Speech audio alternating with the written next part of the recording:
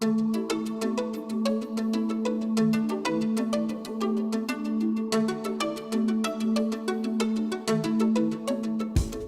Ehrhorn, we are delighted to have you with us today.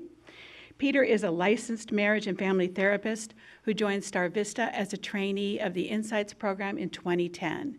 He received his master's degree in counseling psychology in 2011 and worked as a mental health clinician for at-risk youth and their families for many years.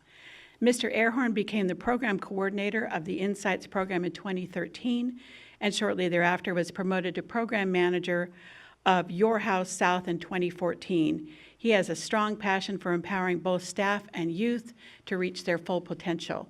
Please join me in a warm welcome for Peter Ehrhorn.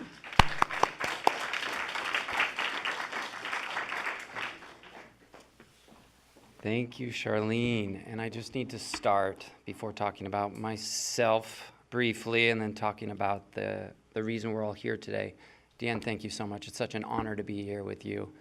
It takes a great amount of courage to share your story, and when it's in service to others, I wish more people would take that leap, so thank you. I am technologically impaired, and so I'm going to hope that, okay, I'm doing it. We did it. Okay, so I brought a PowerPoint because sometimes, and I'm going to, is it okay if I talk to the group? I hope everybody can hear me. I've got a loud voice, and so sometimes on the microphone it can be a little too much. So my name is Peter Ehrhorn. I'm the Department Director for Youth Empowerment Services at StarVista. For those of you who don't know, StarVista is a San Mateo County community-based nonprofit. Our mission is to deliver high-impact services through counseling, skill development, and crisis prevention to children, youth, adults, and their families. I could go on and on about the agency that I work for, but I'm here for a very specific reason today. So I'm going to talk today about adolescent substance use and mental health, specifically with regard to prescription medication. I wanted to address a couple of things that come up when working directly with parents of adolescents. The first question that always comes up when they ask me is, how old are you? That comes up a lot. And the second one that comes up is, what are you going to be able to tell me about what it's like to raise a teen in today's world? So the first question I won't answer, and a lot of people are in that bucket. You won't find out my age today. But the second question I think is very relevant and very understanding. I am the parent of a 17-month-old, so I do not know what it's like to raise an adolescent in today's world. But that said, something struck me, and that when I'm with my daughter and I look at her and wonder who she's going to be and what she's going to be, I sit there and I think, there is nothing I wouldn't do for this person. And I don't really even know her that well, and I haven't really known her that long. And I think it's that piece that brings a lot of you here today. And I get the sense in speaking with parents that that sticks with you forever, from when they're a baby until they're a teenager. And so, the other thing that might surprise you is I don't consider myself an expert when working with you. So you might be asking yourself, well then, what are you doing here? I've got some degrees on my wall in my office, and I've got some years of experience working with young people, but if there's anything that I've learned in the years of working with adolescents, it's that when you think you know it all, that's the moment they show you you have a lot to learn. Okay?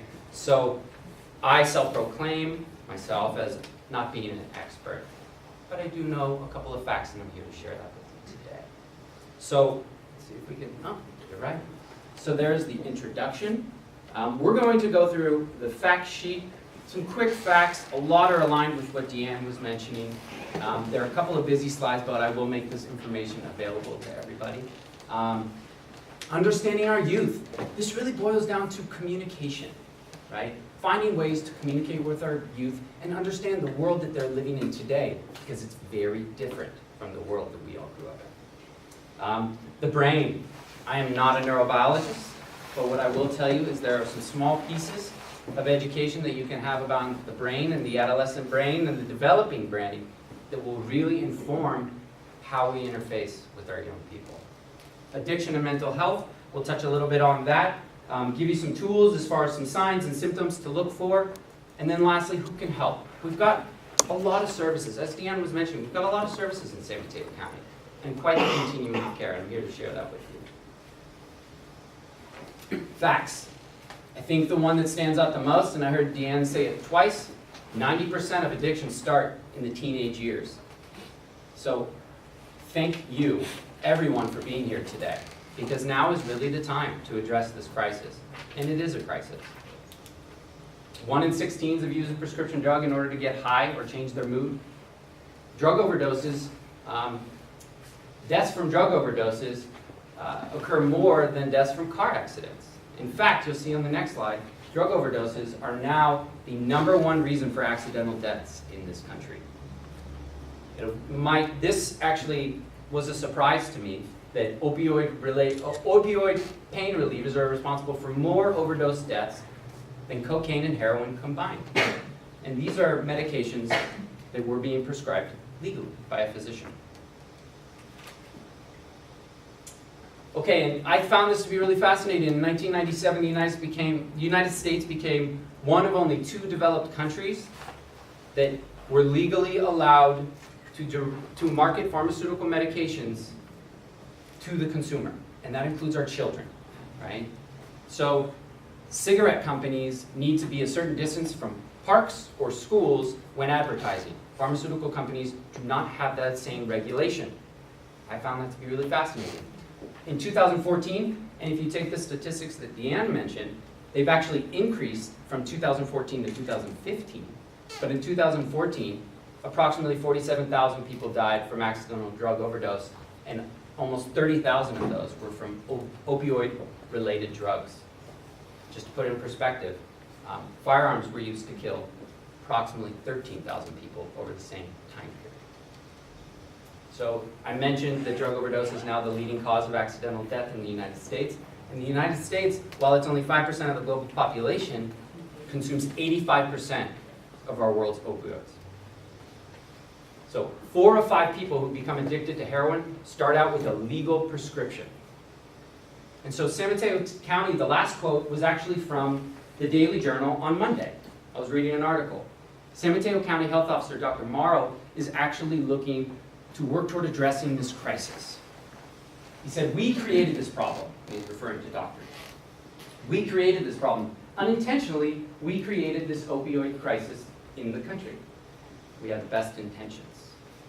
And so what he's doing, part of that article that I was reading is he's working to educate not only the patients about the risks, but also the doctors who are prescribing these medications. And I think, personally, it's a huge step in the right direction. Okay, understanding our youth. I love this quote. I don't know who said it. Teens have a problem. How to rebel and conform at the same time. They solve this problem by defying their parents, you, and copying one another. And so what I'll address in the next slide really talks about what do we do? Know their friends. Know their friends, because so much of adolescent development is about the peer dynamic. Their peer influence, their relationships with their peers, it's everything to them. Right? And that's why we talk a lot about peer pressure in our high schools. So if you know their friends, you'll know your kids. Right? It's a very different world. When I was a kid, someone was coming to pick me up, they had to come to the front door, and then they had to talk to my dad. Right? And then we left. But today, shoot a little text from the car, your kid runs out, and they take off. Now, I'm not saying interrogate your children. That might get some pushback. Right? I'm just saying show a genuine interest in their lives and in their friends' lives. Go out to the car with them. Hey, just a reminder, drive safe. What time are you going to be home again? You know, just interface with them. Get to know them. Because like I said, if you know their friends, you'll know your kids. What's going on in their worlds? This bullet point could literally be talked about for an entire week. Okay? And I underlined the S in worlds. When I was a kid, I had one world I had to worry about, and that's the real world. Those are my friends, my family, my school, my extracurriculars, sometimes a girlfriend. That was my world, and that was a lot to handle. Today, youth have that and the internet. It's a whole nother world. Okay, they have social media, they have Facebook, Instagram, Spotify, Snapchat. Just learning about that one, right? Snap me. That means Twitter. These are worlds that are really challenging for us to comprehend because it wasn't a part of our adolescence. It wasn't a part of our lives at the time. We might all be on Facebook, but we use those platforms very differently than our young people do.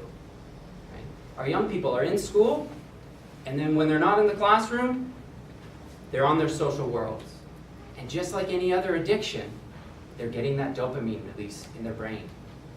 When they get 100 likes on a picture, they feel above the world, on top of the world, everyone loves me. When they get 0 likes, they feel devastated, worthless. So I'm not saying that this is something to remove, because as we were talking about before the presentation started, this is what they know. This is their social network. It would be the same as my parents saying, you can't talk to anyone at school. So get to know these worlds. Try to understand what it means to them. A lot of people talk about being Insta-famous. It's about getting a lot of followers on Instagram. I think I have about 8 followers. And that's just my family. Pretty proud of that. So join them. Learn from them. When you ask them, how was your day? And they say, good. What'd you do at school? Nothing. All right? Open-ended questions go a long way. Tell me one thing about your day that you appreciated or enjoyed. Right? It starts there, and if you show a genuine interest and then follow up and ask about that same topic again, eventually your kids will think, wow, my parents are really interested. Maybe I'll share a little bit more. And it's about opening that door. The brain. The adolescent brain. I am very fascinated by the brain. We can send a satellite all the way through Jupiter's rings or Saturn's rings. Yet we only know about 50% of what our brain does. And it's right here in our head. So the adolescent brain, and actually the adult brain in general, really fascinates me. Very busy slide, and I won't bore you with all the details. But bottom line, I think it's important to know the basics. The orange part is the cerebellum. That's our reptilian brain. That's our animal instincts. You're not going to think about it when you have your hand on a hot plate. You're immediately going to take it off. That's the cerebellum in action. All right, we have our occipital lobe, which has to do with our vision and sight. The temporal lobe, I believe that's where Wernicke's principle is. And again, I'm not a neurobiologist, but that has to do with our auditory senses. And then parietal lobe, that's our tactile senses. And then the frontal lobe, this is the area that I really appreciate. And it actually separates human beings from a lot of the other species on the planet. And that's our executive functioning, and that's where we do a lot of our critical thinking. And that's really the area I want to focus on right now, because it really helps when learning how to approach our young people. So there's the frontal lobe, or frontal cortex. And then we have this area right here, which is the prefrontal cortex. Now, and I want somebody to shout it out. Does anyone know when the brain is fully developed and mature? What age? 25. Yes, yes, beautiful. 25, that's right. And so think about that. High school? No. College? When they're on their own? No. Graduate school? Or after? I'm talking about myself, graduate school, because when I learned this in grad school, I went, I could have learned that 10 years ago. It may have helped. And what is that area? And so the brain, when it develops from the back here, it sort of wraps to the front. And so the last area to develop is the prefrontal cortex. And what does that control? Impulse and judgment. This sounds familiar. What do teens struggle with the most? Impulse control and poor judgment. Right? And so I say this to the youth, so I'll say this to you today. This is not an excuse. Right? This does not mean that when you're acting up in class and Ms. Clark says, hey, cut it out, you say, well, Peter told me that my prefrontal cortex is not fully developed, and so therefore I have no... No, that's not it. But it does help inform how we approach our young people. When my daughter was learning to walk, I wasn't expecting her to get up and go. Maybe it started with 2 hands and some support. And then we left it to 1 hand and started backing up. And then I was there to catch her if she fell. So in the same way, we can approach impulse issues and poor judgment by supporting them, right, with their decisions, helping them navigate. And what's different from this is it's invisible. Right? I can tell if my daughter's struggling to walk, but you can't tell because it's happening in the brain. Okay, substance use. These are some of the negative impacts of substance use on our brains. Right? Some of these might not be a surprise to you, that it interferes with the natural circuitry and the ability to send message from the brain to the body. Impairs memory, reduces a person's ability to feel pleasure in the absence of substances, and that's beginning when it starts to become a dependency. And the brain begins to expect substances as a part of the natural circuitry. That's a really important piece. The brain naturally wants to find this equilibrium, right? And it wants to be at neutral. That's its goal. So if you're introducing a bunch of substances, it will find a new equilibrium. And it will begin to expect those substances. And so the brain and the body work very similar. And that's why when you remove the substances immediately, what happens? Withdrawal. And so it's really important to recognize that. Remember, our brains develop into the age of 25.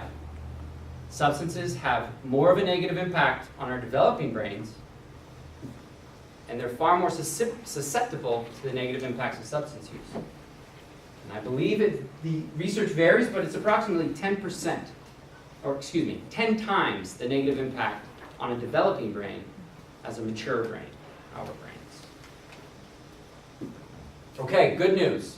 And this is why I love the brain. The brain's elastic.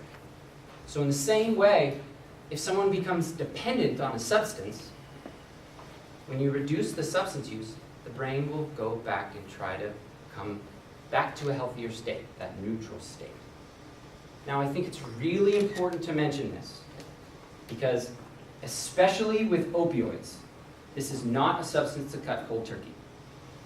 The results can be fatal, the withdrawal can be fatal. So with a dependency in opioids, it's really important to seek support. There's methadone clinics that will help wean the individuals down.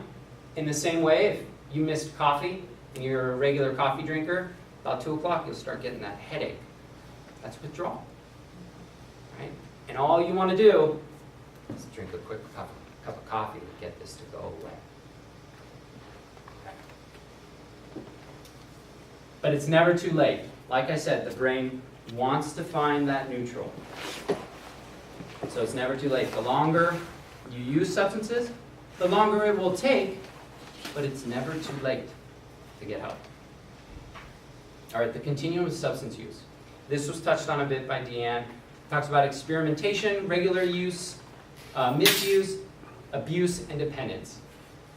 How are these different? Experimentation typically happens in the teen years, where they try it for the first time, their friends are trying it, first time they're introduced.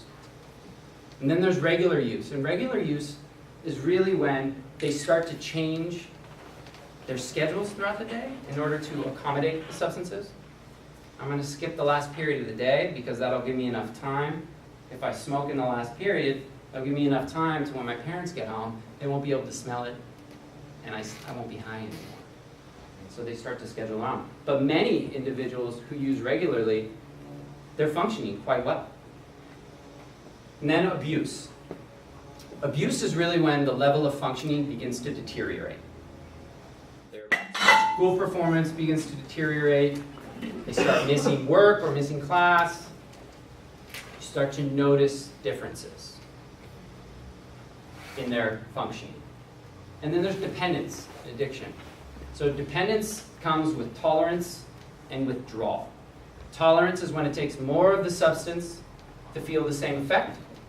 And withdrawal is when you remove the substance and your brain and body will react to it with withdrawal symptoms. Similar to the skip the coffee in the morning, you start to feel a headache in the afternoon. How do I know if my child is suffering? So I decided to outline the physical, psychological, and behavioral signs and symptoms that you may see. I wanted to mention that it's challenging in adolescence because a lot of these signs and symptoms could be related to adolescent development. And so it's hard to see. And that's why I say, do your best to know your kids, because then you can identify if there's a drastic difference in behavior or the way they present physically. So know your kids. Physical signs and symptoms. I highlighted the one that says tremor, slurred speech, or impaired coordination, because that is really the only one I could find out of that whole group that I wouldn't relate to common adolescent development. And so like I said, while it's hard to notice, if you have a baseline to work with, then that gives you a higher likelihood that you'll be able to identify some of these signs. But falling asleep, I mean, I used to sleep till 2 p.m. Right? And that was just where I was in development. Now, I'm about to decide with my daughter. Behavioral signs and symptoms. So a lot of these are tailored toward when it gets into the realm of abuse and dependence. Right? Drop in school performance, getting into trouble at school, secretive or suspicious behavior, unexplained needs for money. Again, part of the challenge with this is a lot of this could be part of what happens in adolescence. So it's important to note that and be honest about that. Psychological signs, so appearing fearful, anxious, paranoid for no apparent reason. If something feels different, then it's something to look into, at least explore. Sudden angry outbursts, mood swings. I mean, that one is like, isn't that all of our teens? Unexplained change in personality or attitude, unusual hyperactivity, agitation. But there are noticeable signs. Deanne touched on some of those from her experience, when she could see it in the tone, in the skin tone. Just to be aware. Okay, this was an interesting fact. I really threw this in last minute because it was fascinating to me. Finding the source. So people who abuse prescription painkillers, they get drugs from a variety of sources. But the number one is obtained free from a friend or a relative. These are drugs that are very easy to get. Sometimes you can get them over the phone. Right? You go in for that first appointment, and hey, I'm out and I'm still in pain. Okay, we'll send it down to the pharmacy. These are highly prescribed, and it's become an epidemic in this country. Okay, who can help? StarVista is here. But there are other providers, and we'll mention them in a couple of slides. This is my department, the department I oversee. There's 7 youth programs, but the one I highlighted at the top is the Insights program. It's actually where I started. And we work toward addressing adolescent substance use and co-occurring mental health issues. There's a lot of research out right now that says substance use and mental health are not to be separated. They're to be treated at the same time because often they're co-occurring. So please jot down the number. I'll hold this one up for a little bit. And just to comment a little bit off the agenda, just to comment on the high levels of THC. I know we're here to talk about painkillers. Dr. Scott Morrow, I was watching a presentation that he did last week, and he was very adamant that while marijuana, maybe for the mature brain, wouldn't have as much of a negative impact, he was very adamant that for our developing brains, it has a serious impact, okay, in the way that your brain responds. Some of the best groups that I've ever done with youth is actually showing the neurotransmitters and where THC interferes with the transmission in the brain. Because it's tangible, it's science, and they go, oh, that makes sense. That's why I'm so forgetful. And the THC levels are drastically different than they were when my father, in the 60s, was experiencing that. They were at, I think it was about 3%, between 2 and 3%. And I've heard it nowadays, the THC levels can be up to 17%. Right? So they're really a lot more potent. And they're coming out with a whole lot of different ways to go about it. They've got these vape pens where you can't even smell it. You can do it in the back seat. Okay. Other resources, these are great resources. I left some cards here. Please pick them up. They're invaluable. Okay? These are through a different department at our organization. The Child and Adolescent Hotline Prevention Program, our CAP program, is a unique service in this county. Anyone can call, and they can talk to somebody about, there can be parents, that can be the youth themselves, and if there's a youth in crisis during the week and they call, they will send a clinician to that youth out in the community. Very unique. And we've used this all the time. Okay?